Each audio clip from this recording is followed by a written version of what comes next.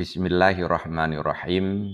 Dalam kitab Silahul Mu'min fi Du'ai wa Zikri, Syekh Ibnul Imam menyebutkan sebuah hadis bahwa Abu Bakar As-Siddiq radhiyallahu an bertanya kepada Rasulullah sallallahu alaihi wasallam, atau lebih tepatnya meminta kepada Rasulullah sallallahu alaihi wasallam, "Ya Rasulullah, perintahkan kepadaku beberapa kalimat untuk saya baca di waktu pagi dan saya baca di waktu sore."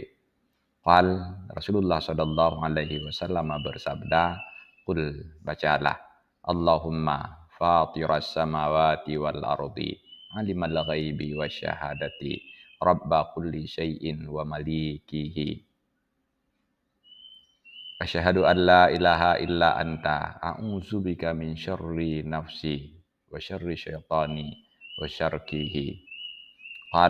Beliau bersabda, "Qulha, bacalah kalimat-kalimat ini, iza asbahta, ketika kamu berada di pagi hari, wa iza amsaita, dan ketika kamu berada di sore hari, wa iza akhadata madaja'aka, dan ketika kamu hendak berbaring di waktu malam."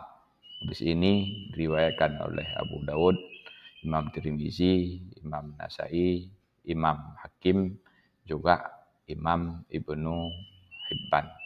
Wallahu a'lam bishawab, walhamdulillahi rabbil alamin.